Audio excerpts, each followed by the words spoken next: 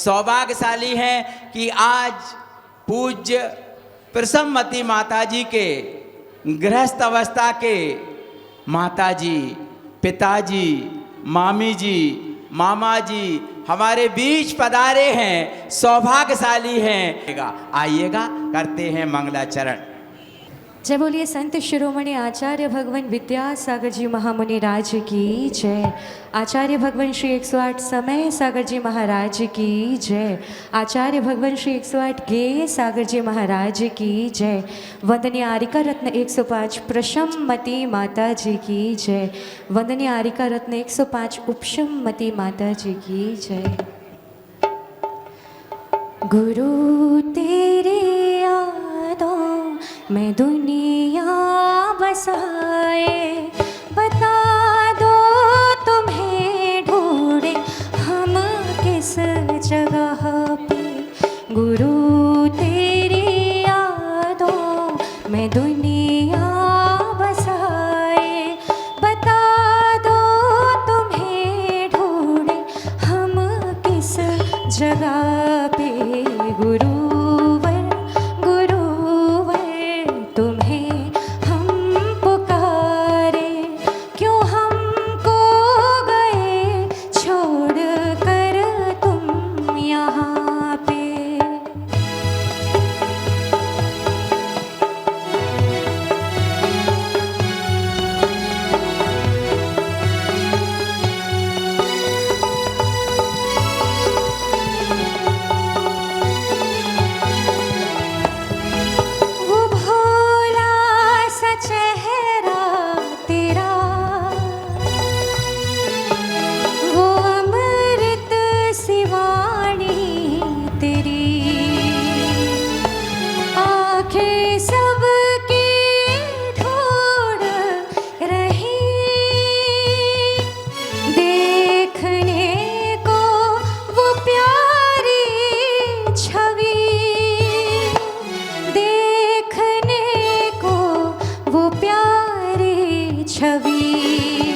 वो हंसना तुम्हारा कठिन तप को धारा, बड़े बाबा का जैसे अवतार पाया।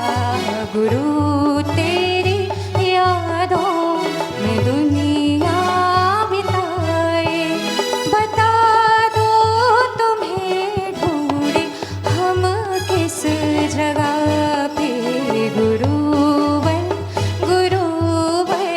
तुम्हें हम पुकारे, क्यों हमको गए छोड़ कर तुम यहाँ पे। जय बोलिए संत शिरोमणि अध्यात्म योगी आचार्य भगवान श्री 108 विद्यासागर जी महामुनि राज की जय। वंदनीय आचार्य संघ की जय। श्री सुनील कुमार जी जैन जरवरिया कोरावली उत्तर प्रदेश से हमारे बीच हैं, पधारे। और श्रीमती साधना जी जैन कोरावली से, श्रीमती मधु जी जैन करहल उत्तर प्रदेश से हमारे बीच हैं। श्री अमरकांत जी परिया भिंड मध्य प्रदेश से हमारे बीच हैं। श्रीमती शारदा जी परिया भिंड से हमारे बीच हैं। कृपा पांचों महान भाव पधारे, आपकी तालियां उनको यहाँ तक लाएंगी। आकर के आचार्य महाराज के चित्र के समक्ष दीप प्रज्वलन करने का सौभाग्य प्राप्त करें। दीप से दीप जलाते चलो, विद्या की समय की गे की गंगा बहाते चलो, विद्या की गंगा बहाते चलो। राहों में आए जो दीन दुखी, सबको हृदय से लगाते चलो। विद्या की गंगा बहाते चलो, गे की गंगा बहाते चलो। राहों में आए जो दीन दुखी, सबको हृदय से लगाते चलो। कि कृपया शास्त्र दान करने का भी सौभाग्य प्राप्त करें। अध्यक्ष जी अतिथियों को शास्त्र देवें ताकि वह आज के परम पुनीत अवसर पर पूज्य आरिका माता जी के कर कमलों में शास्त्र दान करने का सौभाग्य प्राप्त कर सकें। आज का दिन परम पावन दिवस है। 2400 तीर्थंकर में एकमात्र ऐसे तीर्थंकर अजितनाथ भगवान हैं जिनका कार्यकाल सबसे अधिक रहा है। ऐसे अजितनाथ भगवान की, ऐसे अजितनाथ भगवान के मोक्ष कल्याणक के परम पावन दिवस पर कुराउली और भिंड से हमारे अतिथिगण साथ दान करेंगे। बहुत दिनों से भटक रहे थे हे जिनवाणी मैया, बहुत दिनों से भटक रहे थे हे जिनवाणी मैया, एक तुम ही हो शरण हमारी, पार लगा दो नैया। जन्म दुख मेट दो जिनवाणी जग मैया, जन्म दुख मेट दो, जन्म दुख मेट दो, मरण दुख मेट दो जिनवाणी जग मैया, जन्म दुख मेट दो जिनवाणी जग मैया, जन्म दुख मेट। अतिथियों से अनुरोध करूंगा पूज्य उपसम्मति माता जी को भी शास्त्र दान करने का सौभाग्य प्राप्त करें। शीघ्रता से पधारें हमारे अतिथिगण, क्योंकि ये अवसर बार बार नहीं आए तो फिर तो खड़े खड़े पछताए। ये अवसर बार बार नहीं आए, ये अवसर एक बार ही आए। बोलो पूज्य उपसम्मति माता जी की, आचार्य गे सागर जी महाराज की, समस्त आचार्य संघ की। पूज्य माता जी के चरणों में बंदामी बंदामी बंदामी। उनसे अनुरोध करते हैं अपनी पीयूष वर्षणी वाणी से हमें उपकृत करने की अनुकंपा करें। बंदामी बंदामी बंदामी। निर्ग्रंथो निरतात्म सौखिलियो, मुक्त्यस्तुर स्वारिकं, तीर्थोद्धारक वीत काम कलहो, विज्ञोऽपि गो रक्षकः, सन्मार्गं प्रति शान्तितो नयतियो, भव्यांशमुक्तश्रियम्, श्री विद्यासागर पूज्य पादे कमलं, संस्थाप्य संपूजये। दोनों हाथों को ऊपर उठाते हुए जयकारा लगाएंगे। जब संत शिरोमणि प्रातः स्मरणीय आचार्य भगवान श्री विद्यासागर जी महामुनि राज की, सराकोद्धारक परम पूजाचार्य श्री ज्ञान सागर जी महाराज की, परम पूजाचार्य श्री समय सागर जी महाराज की, दीक्षा प्रदाता परम पूजाचार्य गुरुवर श्री गे सागर जी महाराज की, शिक्षा प्रदाता परम पूज आराम योग प्रणेता मुनिवर श्री प्रणम्य सागर जी महाराज की, दक्ष लक्षण महापर्व की, उत्तम क्षमा धर्म की, श्री राम केवली भगवान की, अहिंसा परमो धर्म की। वंदनीय आरिका श्री 105 प्रसम्मति माता जी की, वंदनीय आरिका संघ की।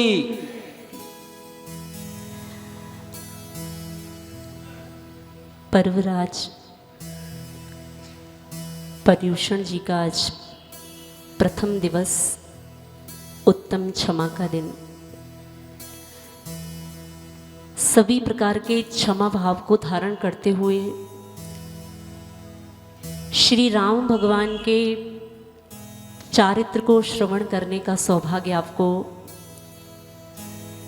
कुछ दिनों के लिए प्राप्त हुआ।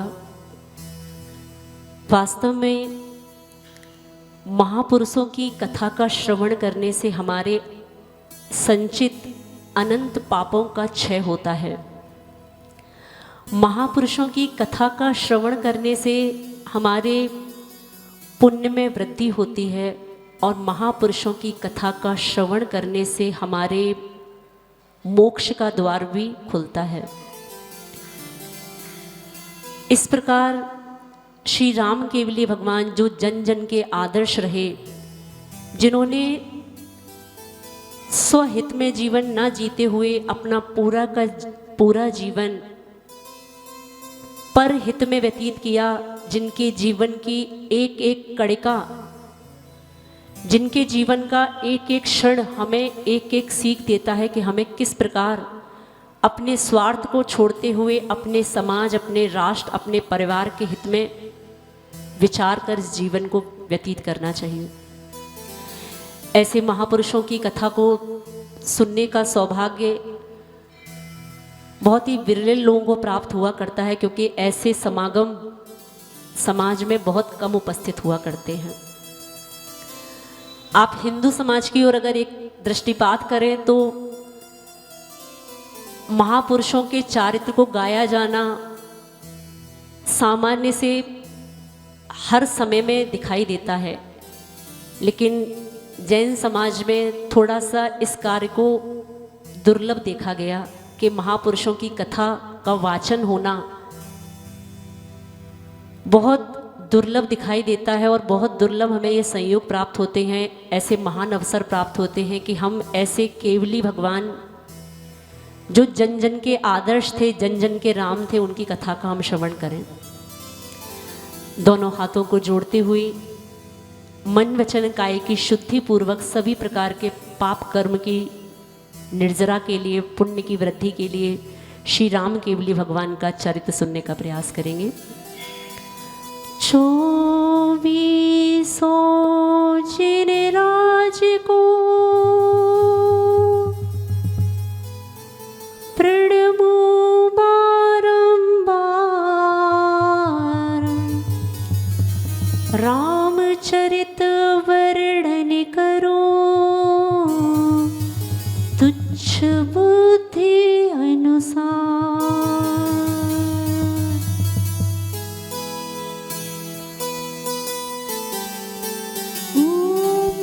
श्रीं विद्यासागराय नमः। ॐ श्रीं प्रणम्यसागराय नमः। रविशेण्याचार्य की पद पंकज सिरनाय,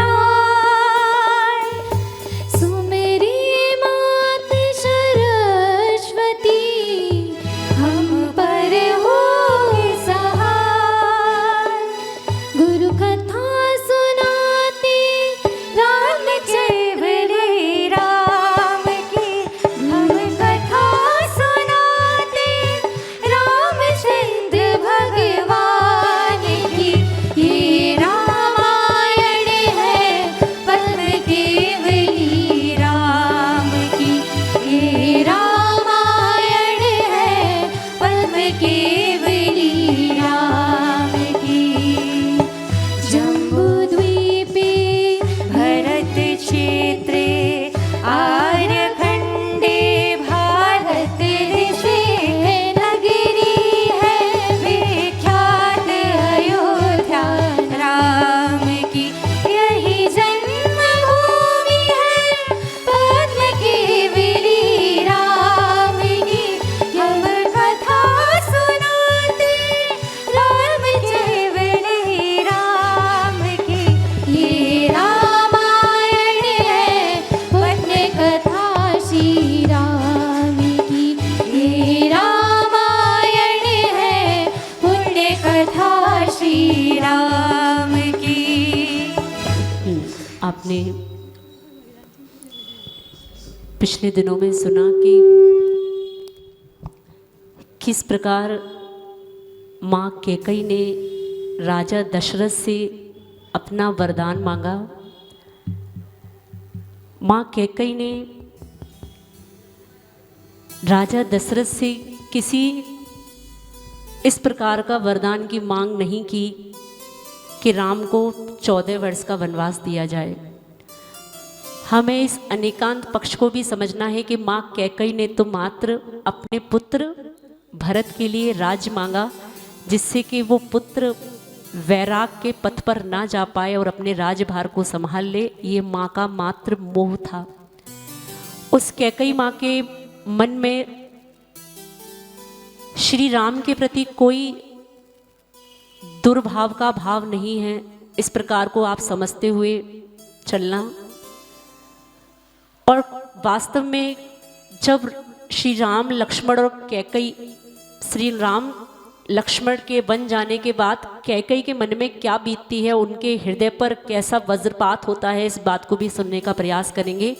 क्योंकि आपको पहले भी बताया कि कैकई का चारित्र इतना भी खराब नहीं जितना आप समझते हैं। वो एकमात्र ममतामयी माँ थी कि जिसका हृदय इस बात को स्वीकार नहीं कर पाया कि मेरा पुत्र मेरे पति के साथ दीक्षा लेने के लिए वन में चला जाए। बस उस माँ की मात्र इतनी इच्छा थी कि मेरा पुत्र भरत किसी भी प्रकार रुक जाए।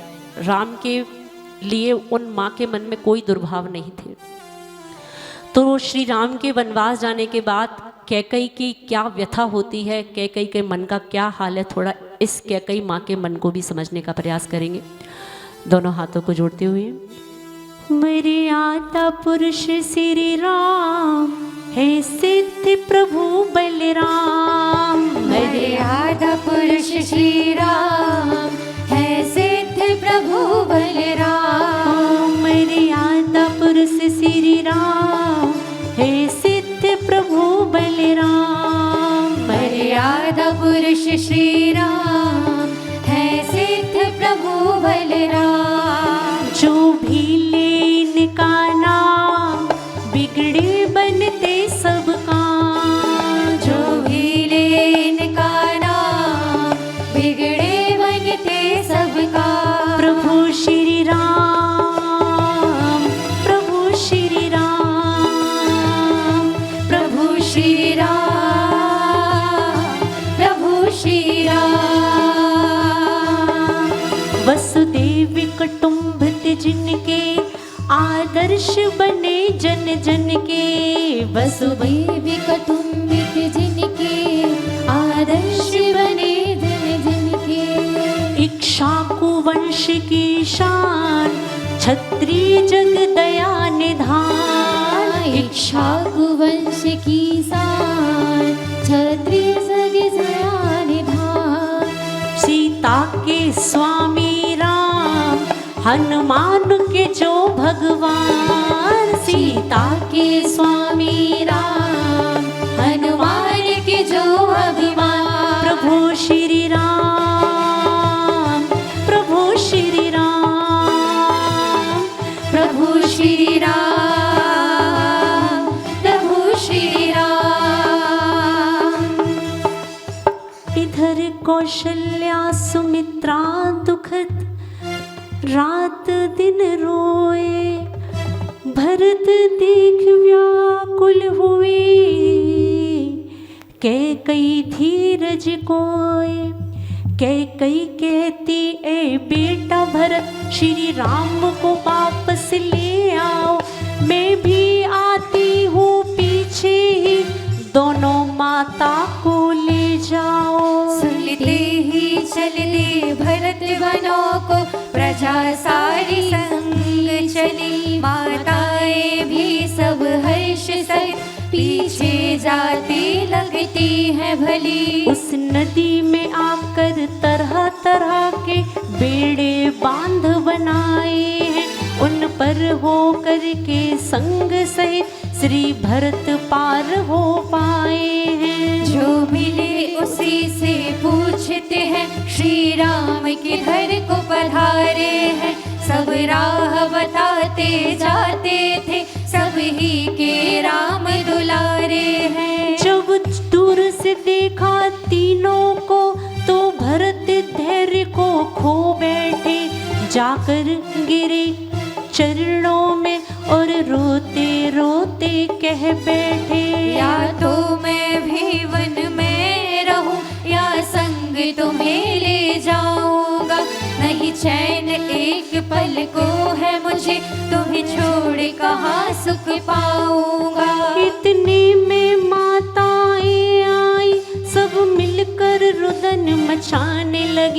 मैं पापिन बड़ी अभागिन हूँ, कैकई माता पछताने लगी। अब वापस राम चलो घर को, नहीं तुम बिन शोभा राज की है।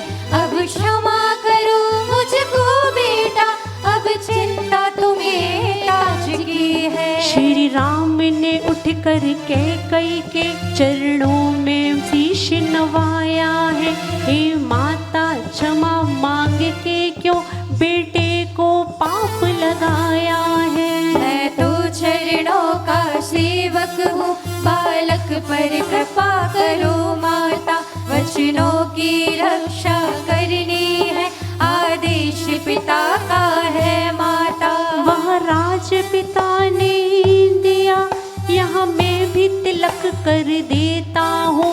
अब राज करो कुछ दिन भाई, यह आज्ञा तुमको देता हूँ। कुछ अवधि बीते आऊंगा, यह सत्य वचन मानो भ्राता। सेवा तन मन से कर लीजिए, तुम पे छोड़ी तीनों माता।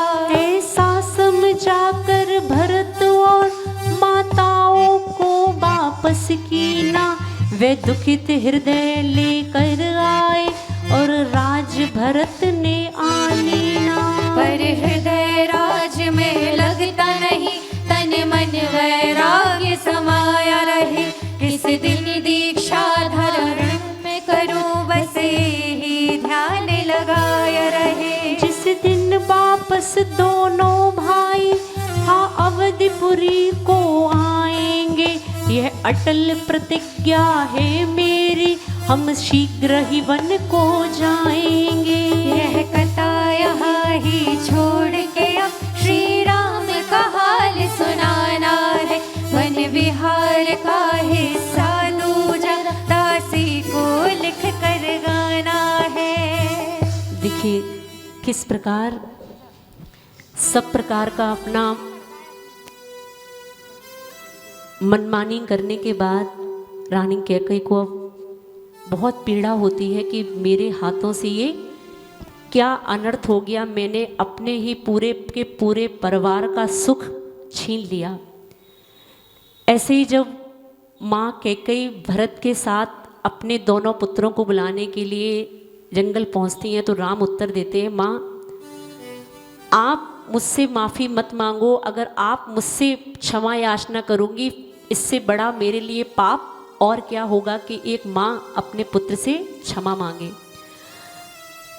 आप किसी प्रकार का विकल्प नहीं करो, मैं तो मात्र अपने पिता की दी हुई आज्ञा का पालन कर रहा हूँ और जैसे ही वो समय पूरा हो जाएगा मैं वापस अवधपुरी नगरी में लौटूंगा और आप चिंता नहीं करो, जब तक मैं एक अच्छे स्थान पर नहीं पहुंच जाता मैं वहाँ एक कुटिया का निर्माण करके एक अच्छे स्थान का निर्माण करके मैं आपको भी वहाँ पर ही शीघ्र बुला लूँगा। ऐसे सांत्वना भरे शब्द देते हुए माँ कैकई को राम जी विदा करते हैं और आगे अपने गंतव्य की ओर बढ़ जाते हैं।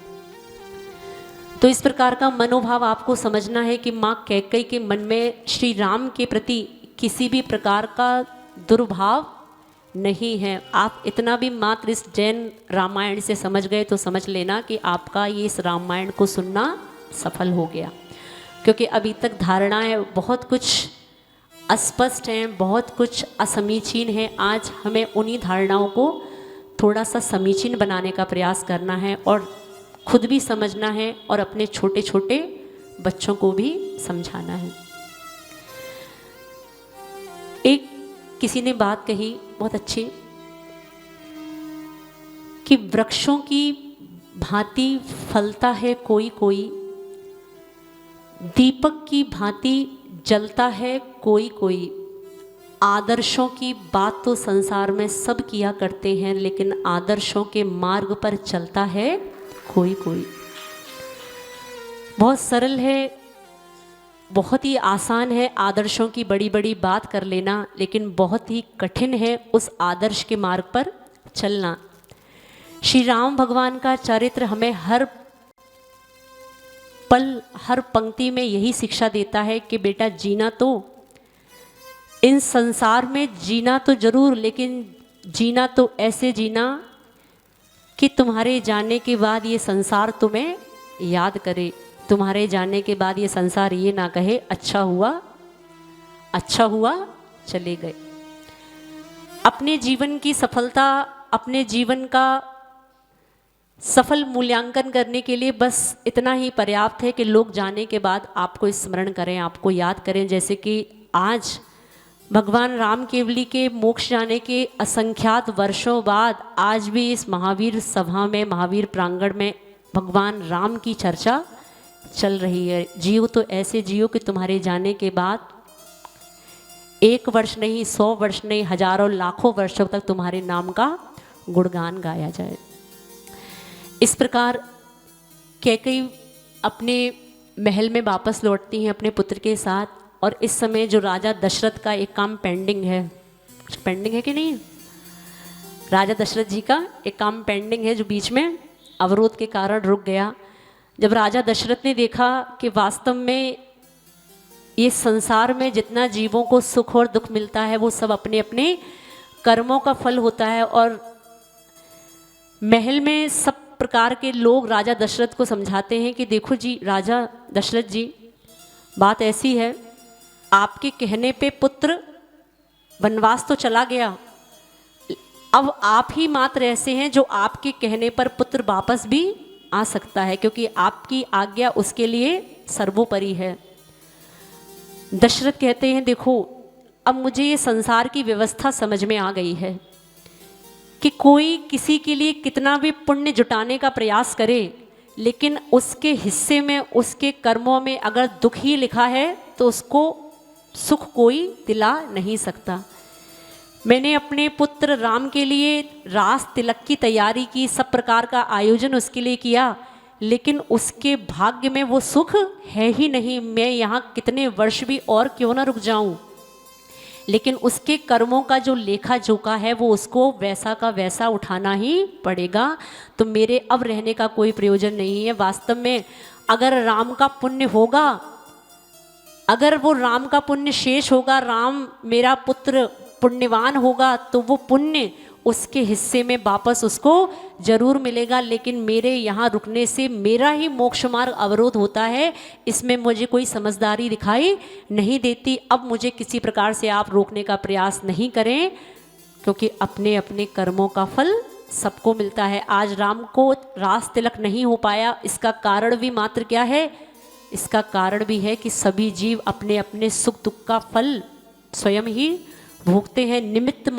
निमित्त में उसमें बना कि मैं इतना अभागा पिता कि मुझे अपने पुत्र को इस प्रकार का आदेश देना पड़ा, लेकिन वास्तव में अगर देखा जाए तो ये सब अपने अपने कर्मों की ही लीला हुआ करती है।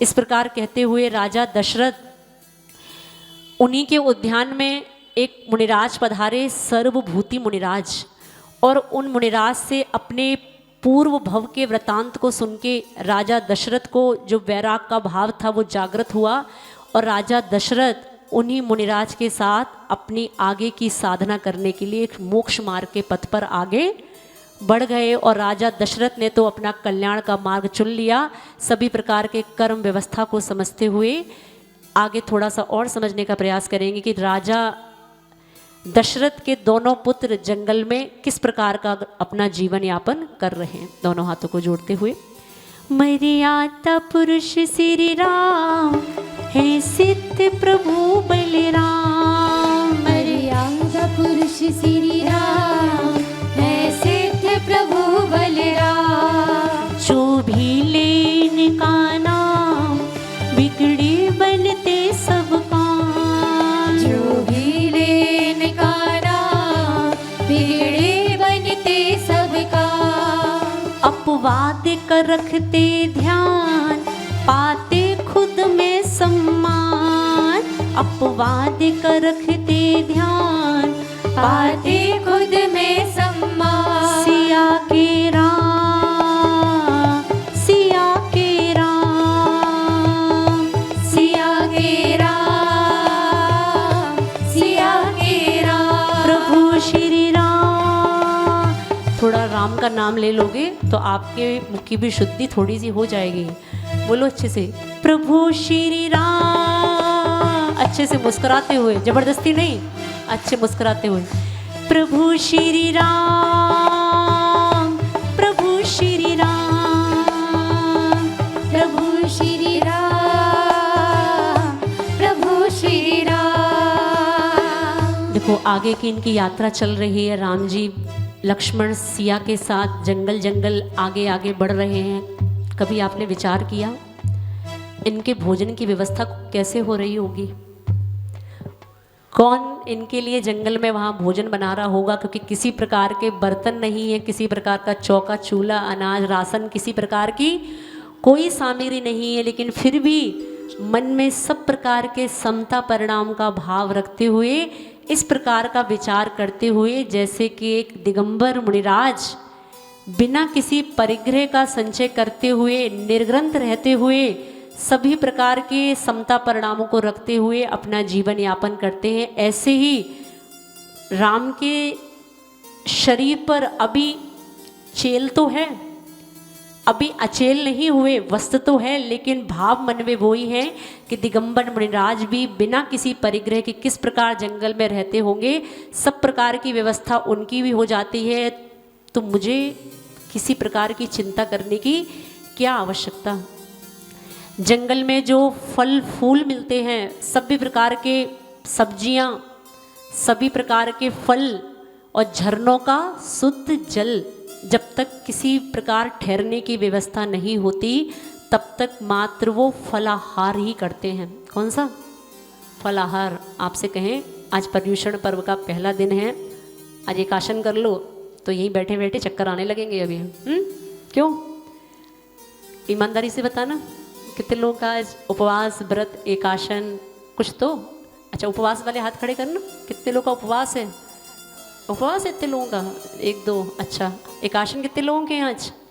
एकाशन, एक आसन, अच्छा ठीक है। दो काशन? दो काशन भी नहीं है क्या? कितने काशन वाले हो? 4-5? कम से कम आज इस पर्युषण पर्व के महान अवसर पर एक नियम आप चाहें तो ले सकते हैं। हमारा देने का कोई भाव नहीं है, आपकी श्रद्धा हो जिनेंद्र भगवान के प्रति, संयम के प्रति, तो आप एक नियम ले सकते हैं कि जब तक पर्वराज पर्युषण चल रहे हैं तब तक हम दिन में मात्र 2 बार ही भोजन ग्रहण करेंगे। और तो कठिन काम नहीं है। कितनी बार? क्यों पूरे दिन चढ़ते हैं क्या? क्यों? कितनी बार होता है? 1 2 3 4, हाँ 5 बार? मंत्री जी कितने बार? नहीं, हाथ खड़ा नहीं करना है। कितने बार भोजन होते हैं? आज इतना भी कार्य आप लोग कर सकते हैं कि हम मात्र पर्युषण पर्व में कितने बार भोजन ग्रहण करेंगे। बीच की छूट है, जल की छूट है, दूध की छूट है। मौसम कौन सा चल रहा है? गर्मी का कि ठंडी का? गर्मी का नहीं चल रहा, इस भूल में नहीं रहना। मौसम गर्मी का चल रहा है। मौसम समझदारी वाला मौसम चल रहा है, विवेक का मौसम चल रहा है कि आपको इस ऋतु में कि अब किसी प्रकार की शीत वस्तु को भी ग्रहण नहीं करना है, क्योंकि आपको हो सकता है थोड़े समय के लिए गर्मी तो लगे, लेकिन आप किसी भी ठंडे पदार्थ का सेवन करते हैं तो क्या होता है? वो शीघ्र ही शीत की बाधा आपके ऊपर प्रभावी हो जाती है। तो पर्युषण पर्व में अगर चाहें, कितने लोगों का मन है 2 काशन करने का? एक बार हाथ खड़े करो। अच्छा नहीं, ऐसे नहीं। कितने लोग ऐसे हैं जो 2 काशन नहीं कर सकते? वो हाथ खड़े करो। हाँ, थोड़ा शर्मिंदा तो हो तब तो थोड़ा समझ में आए। सब हैं? अच्छा, एक बार हाथ खड़े करो। कितने लोग इस पर्युषण पर्व की बेला में 2 काशन करने का भाव करते हैं? अब बीच के लोग कौन से हैं? ये ना एकाशन वाले हैं, ना उपवास वाले हैं, ना 2 काशन वाले हैं। कौन से वाले हैं? कम से कम इन पर्वों के दिनों में हम अपने अंदर इतना संयम का भाव ला सकते हैं कि महाव्रती तो जीवन पर्यंत, चाहे अंतराय आए और चाहे 1 दिन का अंतराय हो, चाहे 3 दिन का हो, चाहे 5 दिन का हो, प्रत्येक दिन मात्र वो 1 बार ही भोजन के लिए, आहारचर्या के लिए उठते हैं। तो कम से कम हम उन्हें अपना आदर्श बनाते हुए, अगर हमारे नगर में भी कोई महाव्रती विराजमान है तो हम मात्र इतना कार्य कर सकते हैं कि वो महाव्रती तो दिन में 1 बार लेता है। हम श्रावक हैं तो कम से कम कितने बार ले लें? बोलो तो गुना वालों, लेने का मन नहीं है, जबरदस्ती हम करवा रहे हैं आपका। हाँ, इतना भी कर सकते हैं, क्योंकि किसी ने बहुत अच्छी पंक्तियां लिखी हैं कि जीवन में अगर संयम नहीं है तो आपका वो जीवन किस कार्य का। आप दिन में वर्ष के 365 दिनों में तो सभी प्रकार का असंयम रखते हैं, लेकिन पर्युषण पर्व, अष्टानिका पर्व, चतुर्दशी पर्व, अष्टमी पर्व, कम से कम ये कुछ दिनों में तो आप अपने जीवन में संयम धारण कर सकते हो। वास्तव में संयम धारण करने के बाद जो संयम का आनंद होता है वो भी कुछ अलग होता है। और ये संयम का आनंद तब आता है जैसे आपको रसगुल्ला दिया जाए और आपसे किसी व्यक्ति को रसगुल्ला दिया जाए और दूसरे वाले को ना दिया जाए। अब दूसरे वाले से पूछा जाए कि रसगुल्ला कितना मीठा है, तो क्या कहेगा? कितना मीठा है रसगुल्ला? रसगुल्ला खाने का, रसगुल्ले का स्वाद, रसगुल्ले की मिठास तब पता लगती है जब रसगुल्ले को खाया जाए। तो संयम का आनंद तब समझ में आता है जब उस संयम को ग्रहण किया जाए। तो बहुत अच्छी पंक्तियां हैं। ओ प्राणी रे,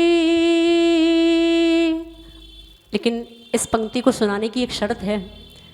पंक्तियों को सुनाने के बाद जो हाथ ये बीच के 8-10 नीचे थे ना, ये ऊपर हो जाने चाहिए, ठीक है ना। ओ प्राणी रे, संयम बिना भी क्या जीना,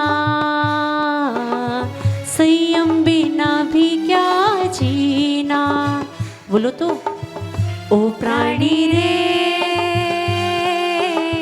संयम बिना भी क्या जीना, संयम बिना भी क्या जीना। सुख दुख की गलियों में 84 रैलियों में, सुख दुख की गलियों में 84 रैलियों में, इसके बिना कुछ कहीं ना। संयम बिना भी क्या जीना, संयम बिना भी क्या जीना। ओ तीन लोक की चतुर्गति में जहाँ भी देखो दुख ही दुख है। तीन लोक की चतुर्गति में जहाँ भी देखो दुख ही दुख है। इस दुख का वारण है संयम निवारण है, इस दुख का वारण है संयम निवारण है। इसके बिना कुछ कहीं ना। संयम बिना भी क्या जीना। बोलो तो। संयम बिना भी क्या जीना। ओ प्राणी रे, संयम बिना भी क्या जीना, संयम बिना भी क्या जीना। तो 10 दिन हमें अपने जीवन के कैसे निकालने हैं? बोलो तो। बस इतना करना है, चलते फिरते उठते बैठते जहाँ देखो वहाँ, बस वहाँ नहीं खाना है। और हो सके तो रात्रि में भोजन का त्याग रखें, हो सके तो बाहर सभी प्रकार के अवक्ष पदार्थों का 10 दिन के लिए त्याग करें, सभी प्रकार के जमी कंद का त्याग करें। क्योंकि 16 कारण भावना में एक भावना आती है शक्ति तस त्याग, शक्ति तस तप। आप इसका अर्थ समझते होंगे कि शक्ति के अनुसार त्याग करना। अभी तक आप क्या समझते आए कि शक्ति के अनुसार त्याग करना। किसी की शक्ति इतनी है, किसी की ज़्यादा है, किसी की थोड़ी सी और ज़्यादा है। लेकिन पूज्य गुरुदेव कहते हैं बहुत अच्छी बात कि शक्ति तस त्याग भावना में शक्ति के अनुसार त्याग नहीं करना, शक्ति लगाकर त्याग करना। कैसे? क्योंकि शक्ति के अनुसार त्याग करने का आप मन बनाएंगे तो आपके पास सभी प्रकार के प्रमाद उपस्थित हो जाएंगे। क्या करें माता जी, क्या बताएं माता जी, बहुत चाहते हैं एकासन करना लेकिन हो नहीं पाता। बहुत चाहते हैं कि सभी प्रकार के उपवास की साधना करना लेकिन हो नहीं पाता। क्योंकि आपने क्या समझ रखा है? शक्ति के अनुसार त्याग करना। तो शक्ति के अनुसार त्याग करोगे तो जीवन में कभी त्याग कर ही नहीं पाओगे। जितनी शक्ति है उतनी पूरी की पूरी शक्ति उसमें झोंक कर, झोंक लगाते हो ना, बढ़िया झोंक तो बहुत लगाए होंगे, आज थोड़ा झोंक देना। किसको? जितना शक्ति, अगर 4 बार करते हो तो 3 बार कर लेना, 3 बार करते हो तो 3 बार तो ज़्यादा हो जाएगा, 12 बजे कर लेना और शाम को 6 बजे कर लेना। 2 बार भी कर लेंगे तो मानना कि हमने इस पर्युषण पर्व की साधना को पूरे संयम के साथ व्यतीत किया। तो श्री राम का भोजन आपको बताया कि सभी प्रकार के फलों को ग्रहण करते हुए, झरने का शुद्ध पानी पीते हुए श्री राम अपने आगे की यात्रा को पूरी कर रहे हैं, क्योंकि सभी प्रकार के जंगल में उनके पास और भी व्यवस्थाएं हो सकती हैं पेट भरने की। अगर उनको भोजन करना होता तो वो पशु पक्षी का मांस, जिनको मांसाहारी जीव जिनका सेवन करते हैं वो उसका भी सेवन कर सकते थे, लेकिन सभी प्रकार की मर्यादाओं में रहते हुए अपना पूरा का पूरा जीवन शाकाहार से व्यतीत करते हुए श्री राम ने किसी भी प्रकार के गलत वस्तु का उपयोग उस अपने वनवास के काल में नहीं किया। भोजन नहीं मिला, फल नहीं मिले तो मात्र पानी पीकर रह गए, लेकिन कभी भी गलत वस्तु का प्रयोग नहीं किया। आप श्री राम के कथानक से इतना भी सीख सकते हैं कि हम अपने जीवन में हमें जो मनुष्य पर्याय मिली उस मनुष्य पर्याय को हम पूरे संयम के साथ भी व्यतीत करें तो भी इस मनुष्य पर्याय में जन्म लेना हमारा सार्थक हो जाएगा। क्योंकि कहा है पानी से वाणी बने, पानी से वाणी बने, मन को रचता अन्न, और खाना पानी शुद्ध यदि आत्म सदा प्रसन्न। एक साधु का अंतरंग, एक साधु का हृदय कमल इसलिए पवित्र हुआ करता है क्योंकि उसका आहार, उसका भोजन भी शुद्ध हुआ करता है, क्योंकि जैसा खाएंगे अन्न वैसा होगा मन। इस संदर्भ में एक बात आपको समझाना चाहेंगे। आप सभी साधु का पड़गान करते हैं, साधु को अपने घरों में बुलाते हैं, लेकिन आप इस बात का अहोभाग्य नहीं मानते कि आज हमारे घर में मुनिराज के चरण हमारे पुण्य भाग से पड़े, हमारे पुण्य के उदय से पड़े। मानते हैं कि नहीं? अब माता जी आई हैं तब क्या करें, चौका तो लगाना ही है। ऐसा कि माता जी का आना या किसी साधु वर्ग का आना ये हमारे पुण्य में वृद्धि करने वाला है कि हमें नवधा भक्ति करने का सौभाग्य प्राप्त हुआ। आप उस सौभाग्य को अगर मानते हैं तो अपने सौभाग्य में वृद्धि इस प्रकार भी कर सकते हैं कि आप, हो सकता है आपका ध्यान कभी इस ओर ना गया हो, लेकिन हम आपका ध्यान थोड़ा सा आकर्षित करना चाहते हैं इस ओर कि आप सभी प्रकार के जब भोजन आदि आहार की व्यवस्था आदि करते हैं तो आप अपने घर के बर्तनों का प्रयोग करते हैं। किसका? बोलो तो, इतना उदास होकर मत बैठो, श्री राम की कथा चल रही है। आप सभी प्रकार के उन बर्तनों का प्रयोग करते होंगे जिन बर्तनों में आपने शाम को आलू प्याज लहसुन की सब्जी भी बनाई है। बोलो तो, क्यों नहीं चलता गुना में? गुना में नहीं चलता? अरे हम तो बहुत पवित्र नगरी में आए हैं, चलता तो है। बोलो तो हाँ। तो आप इस बात का विचार करें कि जब आप साधु वर्ग को आहार देते हैं, कम से कम वो पात्र, जिन पात्र में आप साधु को आहार देते हैं, कम से कम चम्मच, कम से कम ग्लास, कम से कम कटोरी, जो साधु के आने से पहले वो बर्तन आपके मुख में थे, उसी चम्मच से रात में आपने बढ़िया प्याज की सब्जी खाई होगी, उसी कटोरी से आपने बढ़िया अपने लहसुन प्याज का तड़का लगा के अच्छी लौकी पनीर टमाटर मटर जो भी खाया हो आपका, आप जाने, सुबह उठ के वही बर्तन आप साधु के आहार के लिए प्रयोग कर लेते हैं। होता है कि नहीं? पीछे पुरुष वर्ग होता है कि नहीं? अच्छे से तो बोलो, होता है। आप इस बात का विचार करें कि जो बर्तन, जो एक छोटी सी चम्मच मात्र आपके गलत वस्तुओं से स्पर्शित नहीं है, आपके मुख में भी गई, वो ही चम्मच शाम को आपके मुंह के अंदर थी, आपकी लार से मिश्रित थी, और वो ही चम्मच सुबह साधु के लिए मन शुद्धि महाराज, वचन शुद्धि और सब शुद्धि है। वास्तव में शुद्धि तो मन शुद्धि, वचन शुद्धि और काहे की शुद्धि महाराज। काहे की शुद्धि या काहे की शुद्धि? बोलो तो, काहे की शुद्धि। क्योंकि वास्तव में साधु इस बात को बहुत अच्छे से जानता है, बेटा तुम शुद्धि बोलते रहे हो, लेकिन तुम्हारी शुद्धि में कितना घोटाला है, तुम्हारी शुद्धि में कितनी अशुद्धि है वो मात्र मैं जानता हूँ। लेकिन आहार के समय साधु को बताया कि साधु को अपना ज्ञान, यहाँ तक कि तीर्थंकर भगवान भी जब मुनि अवस्था में उठते हैं आहारचर्या के लिए, तो भगवान को जन्म से ही 3 ज्ञान होते हैं, मति ज्ञान, श्रुत ज्ञान और अवधि ज्ञान। उस समय तीर्थंकर भगवान को मुनि दशा में भी मना बताया कि आप मुनि महाराज अब आहार के समय अपना अवधि ज्ञान नहीं लगा सकते।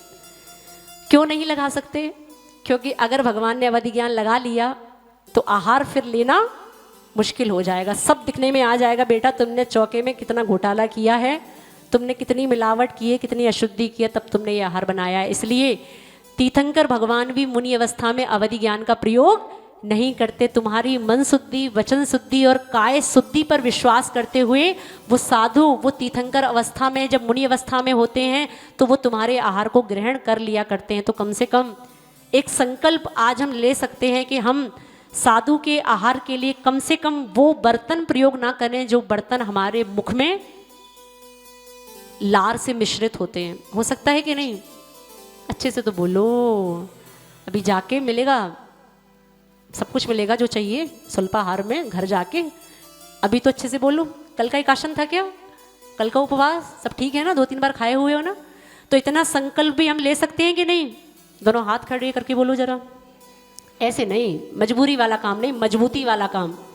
कि हम माता जी आपके सामने संकल्प लेते हैं कि हम साधु के आहार के लिए उन बर्तनों का, पात्रों का प्रयोग नहीं करेंगे। कम से कम कुछ पात्र जो हमारे छोटे पात्र हैं जिनको हम मुख में डालते हैं, कम से कम वो पात्र हम, वो बर्तन हम अलग रख सकते हैं। इतना भी राम कथा के माध्यम से आपके आचरण में सुधार आ गया, आपकी क्रियाओं में सुधार आ गया, तो हमको लगेगा हमारा श्री राम कथा सुनाना इस गुनानगर में सार्थक हो गया। दोनों हाथों को जोड़ते हुए इस कथा को आगे बढ़ाते हुए, मर्यादा पुरुष श्री राम है सिद्ध प्रभु बलराम। मर्यादा पुरुष श्री राम है सिद्ध प्रभु बलराम। मर्यादा पुरुष श्री राम है सिद्ध प्रभु बलराम। जो भी ले इनका नाम बिगड़े वन जाते का। जो भी ले इनका नाम बिगड़े बन जाए सबका। श्री राम, जय श्री राम। श्री राम, जय श्री राम। देखिए जंगल में तीनों की अपनी अपनी साधना चल रही है और आपको श्री राम भगवान के नाम को समझना है कि श्री राम भगवान का मूल नाम श्री राम नहीं है। पद्म पुराण जी ग्रंथ को आपने पढ़ा, सुना, पद्म पुराण, श्री राम पुराण। तो श्री राम का मूल नाम जो है वो पद्मराज है। और आपको इस बात की शायद जानकारी हो कि ये शलाका पुरुषों में 9 नारायण, 9 प्रतिनारायण और 9 बलभद्र या बलराम हुआ करते हैं। तो इसी बलराम की उपाधि के कारण इनका पीछे का उपाधि ग्रहण कर लिया गया। आप लोग भी समाज में देखते हैं कि आपके समाज में भी कुछ व्यक्ति ऐसे होते हैं जो अपने नाम से नहीं जाने जाते, जो अपने सरनेम से जाने जाते हैं। अभी बोर्ड देखा था, अंकल जी। कौन है अंकल जी? यही है क्या? हाँ। तो कुछ व्यक्ति अपनी सरनेम से या उनको बुलाने वाले नाम से वो प्रसिद्ध हो जाया करते हैं। जैसे बलराम में जो राम शब्द है तो वो राम इस नाम से प्रसिद्ध हो गए, श्री राम, लेकिन वास्तव में उनका मूल नाम क्या है? पद्मराज है। इस बात से भी आपको परिचित होना है। और राम और लक्ष्मण के शरीर का वर्ण भी आपको समझना है कि जो श्री राम का वर्ण है, श्री राम का वर्ण जैसे 16 तीर्थंकर भगवान की काया स्वर्ण काया है, इसी प्रकार श्री राम भगवान का शरीर भी स्वर्ण वर्ण वाला है। और उनके भाई लक्ष्मण का वर्ण, उनके शरीर का नील वर्ण है। ऐसे दोनों भगवान के, दोनों राम जी और लक्ष्मण के आपको वर्ण को भी समझना है। और आगे इनकी यात्रा बढ़ते हुए चित्रकूट पर्वत पर पहुंचते हैं। दक्षिण की तरफ इनका विहार चल रहा है, दक्षिण दिशा की ओर। ये उस गंतव्य पे जाना चाहते हैं जहां पर अयोध्या की सीमा समाप्त हो जाए।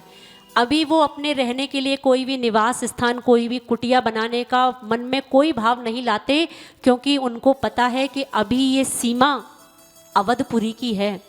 अभी मैं इस सीमा में कोई भी प्रकार का अपना कुटिया भवन कोई भी नहीं बना सकता, क्योंकि ये मेरे भाई भरत की सीमा है। मैं बिल्कुल ऐसा भाव रखता हूँ कि मेरा जो भी कुटिया का निर्माण हो वो इस सीमा के बाहर हो। वो चलते चलते चलते चलते दक्षिण दिशा की ओर विहार करते करते वो उज्जैनी नगरी की तरफ पहुँच जाते हैं। उज्जैन नगरी, अयोध्या से विहार होते होते उनका विहार, उनकी दिशा अब उज्जैन की तरफ पहुंच गई, और उज्जैन की तरफ पहुंचते हुए वो चित्रकूट पर्वत के पास पहुंचते हैं, और वहाँ उन्होंने अपने जीवन के 4.5 माह व्यतीत किए। कितने? पूरा एक चतुर्मास कर लिया। कहाँ पे? उज्जैन में चित्रकूट पर्वत पर उन्होंने अपने जीवन के 4.5 माह व्यतीत किए, और दोनों ही भाई अपनी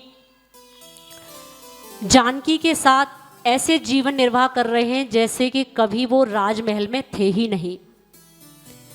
आप देखें, किसी भी प्रकार के जब आपको साधनों का अभाव होता है तो आपके मन में कितना दुख का भाव हो जाता है कि मैं कितने सुख में था और आज मुझे अपने कर्मों के कारण कितना दुख उठाना पड़ रहा है। लेकिन ये ऐसे महापुरुष जो एक क्षण भी अपने महलों के सुख को याद नहीं करते हुए सब प्रकार के माहौल में, सब प्रकार के वातावरण में अपने आप को सभी प्रकार से प्रसन्न रहते हुए अपनी आगे की साधना कर रहे हैं।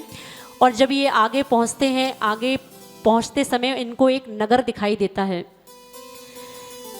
एक नगर दिखाई देता है जिसका पद्म पुराण जी ग्रंथ में खूब अच्छे से वर्णन है, लेकिन यहाँ थोड़ा संक्षेप में सुनाने का प्रयास करेंगे, क्योंकि ना आप समय पे आते हैं, न कथा समय पे शुरू होती है, लेकिन हमको समय से समाप्त करना पड़ता है।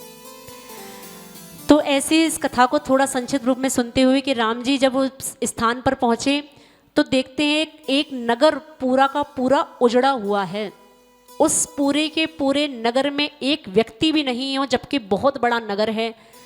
एक व्यक्ति वहाँ से एक व्यक्ति दिखाई देता है, तो राम अपने भाई लक्ष्मण से कहते हैं जरा इस व्यक्ति से पूछो कि पूरा का पूरा नगर उजड़ा हुआ क्यों है। तब वो व्यक्ति उस नगर की घटना सुनाता है कि भाई देखो ऐसा है कि ये जो नगर है, इस नगर का राजा सिंहोदर राजा था, और एक छोटा राजा जो उसका ही मित्र राजा है, इसका नाम है, कोई है पद्म पुराण का स्वाध्याय करता? 2 राजा हैं। एक है दशांगपुर का राजा, राजा वज्रकर्ण। नगरी है दशांगपुर। उस दशांगपुर नगरी का राजा है वज्रकर्ण, और उसका बड़ा राजा जिसके वो अधीन रहता है, ऐसे बड़े राजा का नाम है सिंहोदर राजा, जो उज्जैन नगरी का सम्राट है। 2 राजा समझने हैं, एक उज्जैन नगरी का राजा है और एक दशांगपुर का राजा है। उज्जैन नगरी का बड़ा राजा जिसका नाम है सिंहोदर, और उसी के अधीन छोटा राजा है जिसका नाम है वज्रकर्ण। ऐसे राजा वज्रकर्ण एक बार जब शिकार करने के लिए वन में गए तो उन्होंने देखा एक दिगंबर मुनिराज उस जंगल में तपस्या कर रहे हैं। राजा वज्रकर्ण ने उन मुनिराज से पूछा कि आप, उनके मन में दिगंबर मुनिराज के प्रति कोई श्रद्धा नहीं थी, कोई भक्ति भाव नहीं था, तो उनके मन में आया देखो कैसे ये वस्त्र उतार के व्यक्ति जंगल में तपस्या कर रहा है, इससे बड़ा और अविवेकी पुरुष कौन होगा जो सभी प्रकार की सुविधाओं को छोड़ते हुए यहाँ जंगल में अकेले पेड़ के नीचे तपस्या कर रहा है। उन मुनिराज से उस राजा वज्रकर्ण ने पूछा कि आप ये क्या कर रहे हो? अपने महलों में जाओ, अपने घर में जाओ, अच्छा सुखा जीवन जियो, यहाँ आके आप क्या कर रहे हो वस्त्र उतार के? यहाँ क्या, कौन सी तपस्या, कौन सी आपको क्या प्राप्ति होने वाली है? तो मुनिराज जब ध्यान से उठते हैं तो बोलते हैं बेटा, मैं अपनी आत्मा को उस शुद्ध परमात्मा की प्राप्ति का लक्ष्य बनाने के लिए यहाँ पर बैठा हूँ, और तुम जो ये जंगल में शिकार करने आए हो, तुम ये समझ के चलना कि हिंसा करने से नरक गति की प्राप्ति होती है। तुम अपने लिए नरक का द्वार खोल रहे हो, तुम ये हिंसा करके कोई समझदारी का कार्य नहीं कर रहे हो। ऐसा जब मुनिराज के वचन सुने कि हिंसा करने से नरक की प्राप्ति होती है, वो तो राजा डर जाता है और राजा जब उसके अंदर थोड़ा भय का भाव उत्पन्न होता है तो वो मुनिराज के चरणों में झुककर मुनिराज को बोलता है, महाराज ठीक है, आपको मैं आज से गुरु स्वीकार करता हूँ, आपने मुझे इस बात का ज्ञान दिया कि मैं आज से हिंसा नहीं करूँगा, मैं आपके सामने ऐसा नियम लेता हूँ। तो मुनिराज से वो एक नियम और ग्रहण करता है कि आज के अलावा अब कभी भी मैं निर्ग्रंथ गुरु के अलावा, जिनेंद्र भगवान के अलावा किसी अन्य को नमस्कार नहीं करूँगा। ऐसा इतना बड़ा नियम लेता है, छोटा नियम नहीं है, बहुत बड़ा नियम है कि कुछ भी क्यों ना हो जाए, मैं जिनेंद्र भगवान के अलावा मेरा ये शीश किसी अन्य के सामने नहीं झुकेगा। ऐसा जब उसके मन में एक विचार उत्पन्न होता है कि मैंने नियम ले तो लिया, लेकिन मैं तो किसी के अधीन हूँ। बड़ा राजा तो कौन है? सिंहोदर राजा है, और उसके अंदर भी जिनेंद्र भगवान के प्रति कोई ऐसा भाव नहीं है। मेरा ये नियम पलेगा कैसे? आप होते उस समय तो नियम चेंज करवा आते। हाँ हाँ, ऐसा ही तो होता है ना, जो नियम हमसे नहीं पलता या तो हम वो मुनि महाराज के चरणों में नियम छोड़ आते हैं या फिर उस नियम में थोड़ी सी छूट ले आते हैं। जैसे कल भी आपको बताया था कि मूलाचार में साधु के लिए कोई परिवर्तन नहीं आया, परिवर्तन श्रावक ने कर लिया तो अपने श्रावकाचार में कर लिया। लेकिन वो राजा इतना दृढ़ संकल्पी था, उसने कहा जो हो जाए, प्राण जाएं तो चले जाएं, मुझे उसकी कोई चिंता नहीं है, लेकिन मैं अपने इस नियम का निर्वाह करूंगा। और वो राजमहल में जाता है, उसने एक युक्ति सोची, उसने एक अंगूठी बनवाई, अंगूठी में जिनेंद्र भगवान की प्रतिमा का फोटो लगवाया और अपने हाथ में वो अंगूठी को धारण कर लिया। और जब राजा सिंहोदर की सभा में वो जाता तो दोनों हाथों को जोड़ के जिनेंद्र भगवान के नमस्कार का भाव करते हुए राजा सिंहोदर को प्रणाम करता। राजा सिंहोदर तो समझते जैसे ये पहले मुझे नमस्कार करता आया है, अभी तक वो वैसा ही नमस्कार कर रहा है। लेकिन ये राजा वज्रकर्ण जानता था कि मैं अपने जिनेंद्र भगवान को नमस्कार कर रहा हूँ, मैं किसी अन्य को नमस्कार नहीं कर रहा हूँ। लेकिन एक व्यक्ति ने इस बात को आके राजा सिंहोदर को बता दिया कि राजा आप इस भूल में मत रहना कि ये राजा वज्रकर्ण तुमको नमस्कार करता है। ये राजा वज्रकर्ण बहुत समझदार है, इसने हाथ में एक अंगूठी बनवा रखी है, ये आपको नमस्कार करने का तो मात्र ढोंग करता है, इसके हाथ में जो अंगूठी है वो अपने भगवान को नमस्कार करता है। राजा सिंहोदर को जब इस बात का पता लगता है तो वो उसको इतना क्रोध आता है, इतना क्रोध आता है कि वो राजा वज्रकर्ण को मारने के लिए उपाय सोचता है कि इसने मेरे साथ विश्वासघात किया है, इसे प्राण दंड की सजा दी जाए। और कोई एक हितैषी जो राजा वज्रकर्ण का हितैषी था, वो राजा वज्रकर्ण को जाके सूचना देता है कि आपकी ये नमस्कार वाली बात राजा को पता लग गई है और राजा आपको मारने के लिए तैयार है, आप उसके पास नहीं जाना। ऐसा राजा वज्रकर्ण जब एक स्थान से निकल रहा होता उसी नगर से, तो राजा सिंहोदर को जब सूचना मिलती है तो वो उसके स्थान पे जहाँ उसका रात्रि शयन हो रहा था उसने वहाँ पर आग लगवा दी। किसने? पीछे का, आगे का पार्ट, पीछे का सपाट तो नहीं हो रहा? सब सही चल रहा है कि नहीं? बादाम खाने शुरू किए कि नहीं? एक तरीका बताया था ना माता जी, याद नहीं रहता, थोड़ा सा शाम को अच्छे मामरागिरी खाई जा सकती है जिससे कि आपको सब कुछ रामायण याद रहे। तो ऐसा वो सिंहोदर राजा ने जब उस नगर में आग लगवा दी तो राजा वज्रकर्ण सब प्रकार से अपनी जान बचाते हुए, अपने प्राणों की रक्षा करते हुए उसी नगर के द्वार पर एक गोपुर बना के रहने लगा। गोपुर समझते हैं? जो राजमहल का द्वार था उसी के ऊपर एक स्थान बना के, वो गोपुर बना के वहाँ उस राजा सिंहोदर से बच के उसके राज्य की सीमा के बाहर वहीं द्वार पर रहने लगा। और जब राजा राम और लक्ष्मण को, राजकुमार राम और लक्ष्मण को जब ये बातें पता लगती हैं तो उनके मन में आता है कि देखो वास्तव में इस राजा के साथ बहुत गलत हुआ, इस बेचारे ने तो नियम लिया था लेकिन इसके नियम का निर्वाह अच्छे तरह से नहीं हो पाया और नियम के कारण देखो इसको इतनी परेशानी हो रही है, इसके लिए कुछ करना चाहिए। क्योंकि एक बात हमेशा विचार में रखना, जब आप अपने नियम में दृढ़ता रखते हैं तो आपकी सहायता करने के लिए स्वर्ग से देव भी उपस्थित हो जाया करते हैं, लेकिन शर्त है कि आपको अपने नियम में दृढ़ होना पड़ेगा।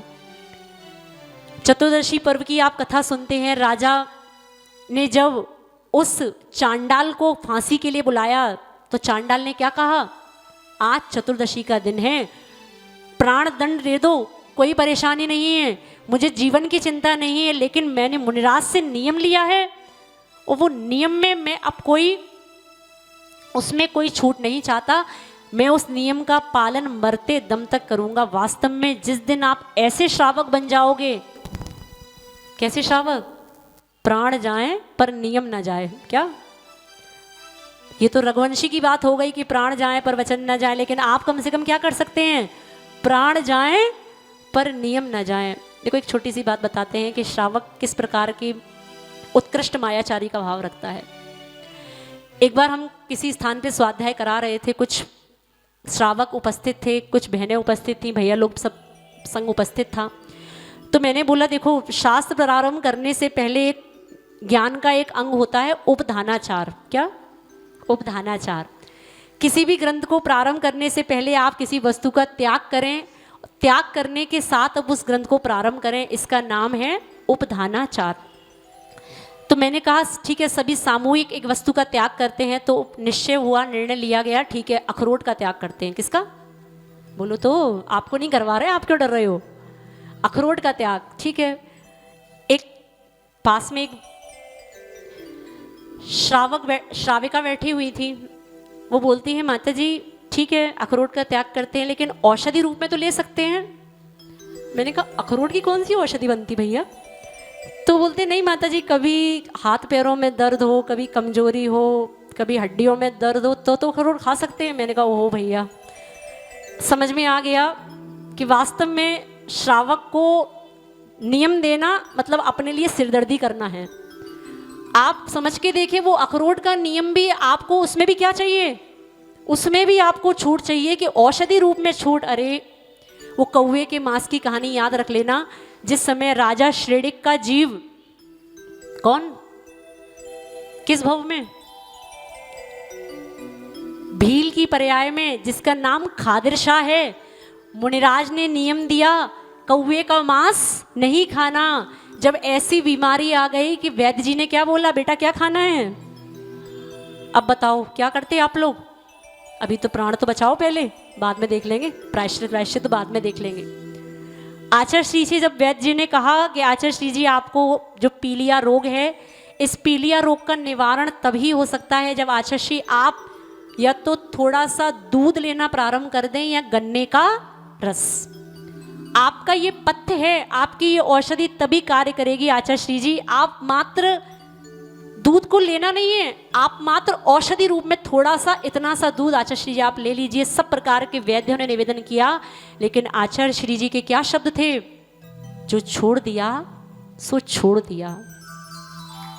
क्या, जो छोड़ दिया सो छोड़ दिया।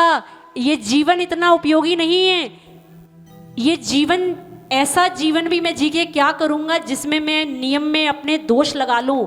इतने वर्ष मुझे हो गए छोड़े हुए, अब मात्र पीलिया रोग को ठीक करने के लिए मैं थोड़ा सा दूध ले लूंगा और एक आध वर्ष 2 वर्ष में ज़्यादा जी भी जाऊंगा। तुम्हारे कहने से, तुम्हारे उपचार से मैं 10 वर्ष भी अगर ज़्यादा जी गया तो मुझे हर क्षण इस बात का प्रायश्चित पश्चाताप रहेगा कि मैंने अपने नियम में दोष लगाते हुए जीवन को जिया। इतना बड़ा भाव, इतना बड़ा चिंतन आप विचार करने का भी प्रयास कर सकते हैं कि ऐसे वास्तव में नियम लो तो ऐसे लो कि प्राण जाएं, बोलो तो, प्राण जाएं पर नियम ना जाए। वो वाला केस नहीं करना, अखरोट औषधि में तो ले सकते हैं। आप समझ के देखें कि इस प्रकार जब राजा सिंहोदर की से राजा वज्रकर्ण की रक्षा करने के लिए श्री राम मन बनाते हैं कि इस व्यक्ति की रक्षा तो जरूर करनी चाहिए। और राजा सिंहोदर के पास जाकर, राजा सिंहोदर के दरबार में जाकर वो चुनौती देते हैं, वो उनको धमकाते हैं कि आप राजा भरत के राज्य में हैं। किसका राज्य है अभी ये?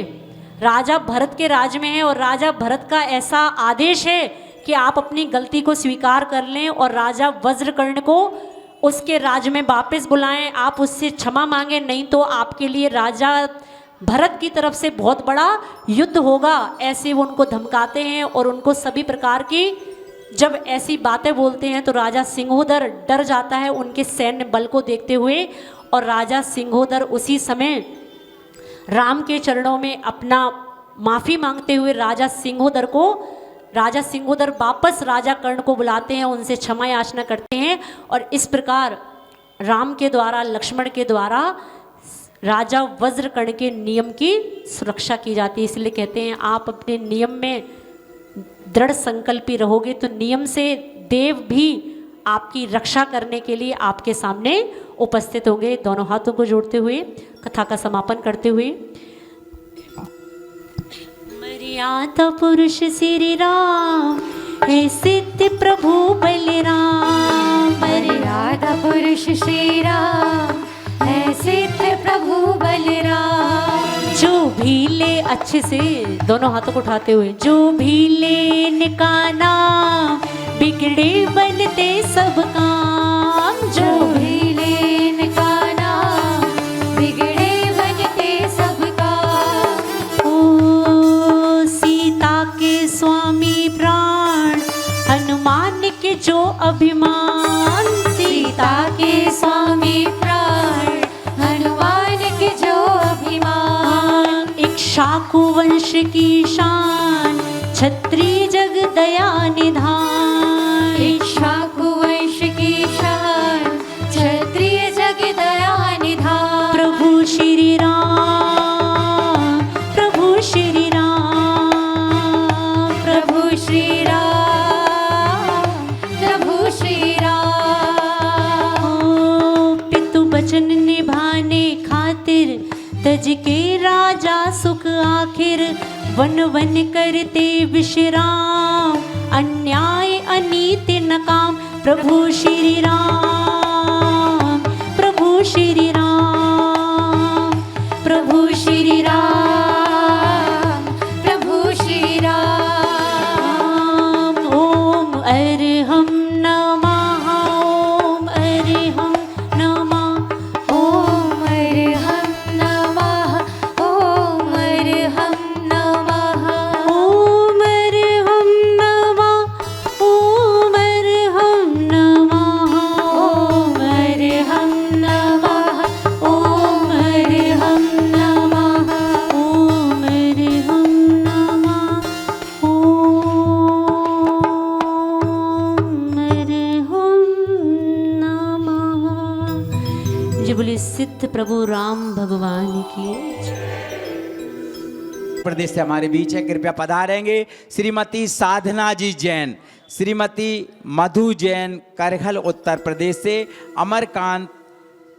अमरकांत जी भिंड से एवं श्रीमती शारदा जी भिंड से हमारे बीच है।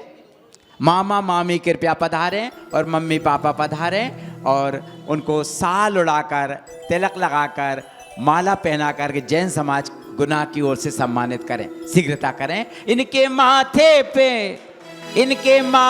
पे तिलक लगाओ, इनके गले में माला पहनाओ।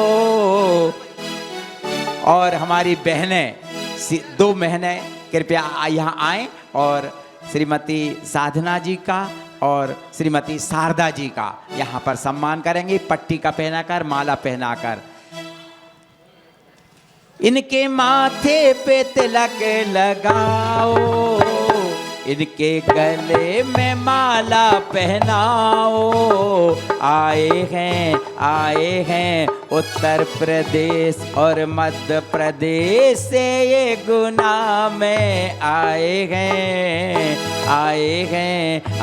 हैं उत्तर प्रदेश से ये गुना में आए हैं। हम सौभाग्यशाली हैं उस नगरी से जिस नगरी में आज तक किसी ने ना तो व्रत लिया था ना कोई महाव्रती बना था। ऐसी कुरावली नगरी से पूज्य प्रसन्नमती माता जी ने वह कार्य करके दिखाया जो कि देश में संयम का डंका बजा रही हैं। बोलो पूज्य वंदनी यारिका प्रसन्नमती माता जी की, आपकी तालियां रुकनी नहीं चाहिए।